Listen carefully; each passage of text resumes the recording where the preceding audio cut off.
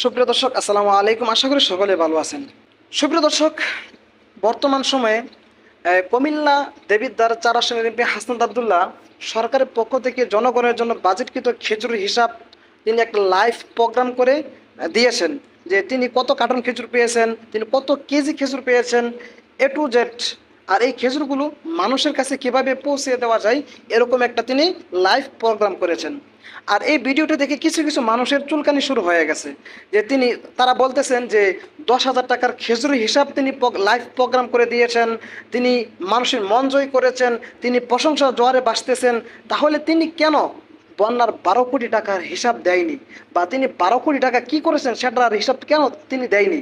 আসলে একটা কথা বলি কি জানেন, আপনার চোখ থাকা সত্ত্বেও যদি আপনি চোখে না দেখেন, তাহলে দুনিয়ার মানুষ আপনাকে দেখাইতে পারবে না।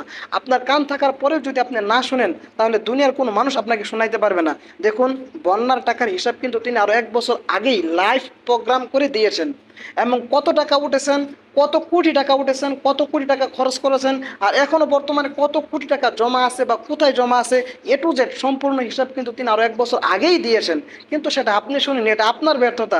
আপনি ফেসবুকে, টিকটকে এসে তো ওপেনলি এরকমভাবে খোলামেলাভাবে বলতে পারেন না যে হাসনাত আবদুল্লাহ 10 কোটি টাকা মেরে খেয়ে ফেলেছে, 10 কোটি টাকা হিসাব দেয়নি, 10 কোটি টাকা তিনি কি করলো সেটা তো জনগণকে জানায়নি।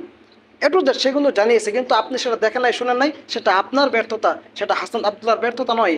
তারপরেও আমি হাসনাত আবদুল্লাহ যে হিসাবটুকু দিয়েছেন, 12 কোটি টাকার যে হিসাবটা দিয়েছেন, আপনাদের যে দাবি 12 কোটি টাকা তিনি কি করেছেন, সেই 12 কোটি টাকার হিসাব আমি আপনাদেরকে এই ভিডিওর মাঝে তুলে ধরলাম।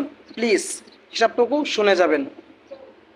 গত ২২ আগস্ট থেকে শুরু হওয়া বন্যার্তদের সহায়তায় ঢাকা বিশ্ববিদ্যালয়ের টিএসসিতে তোলা ত্রাণ ও টাকা নিয়ে নিজেদের অবস্থান স্পষ্ট করে একটি বিবৃতি দিয়েছেন বৈষম্য বিরোধী ছাত্র আন্দোলনের অন্যতম সমন্বয়ক হাসনাত আবদুল্লাহ। ১৪ সেপ্টেম্বর রাতে সামাজিক যোগাযোগ মাধ্যম ফেসবুকে এক পোস্টের মাধ্যমে এই বিবৃতি দেন তিনি। ফেসবুক পোস্টে হাসনাত আবদুল্লাহ লেখেন, গত ৪ সেপ্টেম্বরের প্রেস ব্রিফিংয়ের মাধ্যমে আমাদের টিএসসির ত্রাণ কর্মসূচির আয় ও ব্যয়ের হিসাব জানানো হয়েছিল। ব্যয় বাদে বাকি টাকা ঢাকা বিশ্ববিদ্যালয়ের জনতা ব্যাংক, সোনালী ব্যাংক শাখা, ইসলামী ব্যাংক ও মোবাইল ব্যাংকিংয়ে সংরক্ষিত রয়েছে। ঢাকা বিশ্ববিদ্যালয়ের একজন শিক্ষক, একজন নারী শিক্ষার্থী ও একজন ছাত্রের নামে বিশেষভাবে অ্যাকাউন্ট খোলা হয়েছে, যেখানে শুধু ওই ৩ জনের সম্মিলিত সিগনেচারের মাধ্যমে টাকা হস্তান্তর করা সম্ভব। এখন পর্যন্ত ওই অ্যাকাউন্ট থেকে কোনো টাকা হস্তান্তর করা হয়নি। হাসনাত আরও লেখেন, স্বচ্ছতা নিশ্চিতকরণের লক্ষ্যে আমরা ত্রাণ কার্যক্রমের আয় ও ব্যয়ের ওপর একটি অডিট করছি এবং আগামী কয়েক দিনের মধ্যে অডিট রিপোর্ট প্রকাশ করা হবে ইনশাআল্লাহ।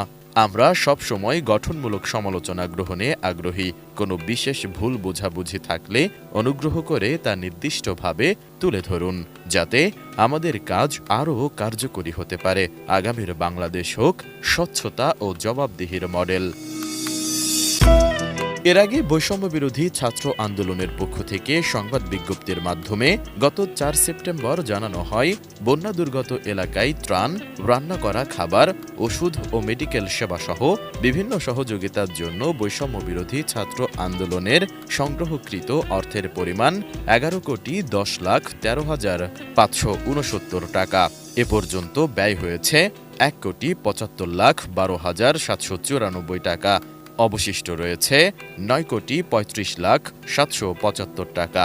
এছাড়া প্ল্যাটফর্মটি বন্যা দুর্গত এলাকায় গত ২২ আগস্ট থেকে ৪ সেপ্টেম্বর পর্যন্ত প্রায় ১৯১ ট্রাক ত্রাণ পাঠিয়েছে।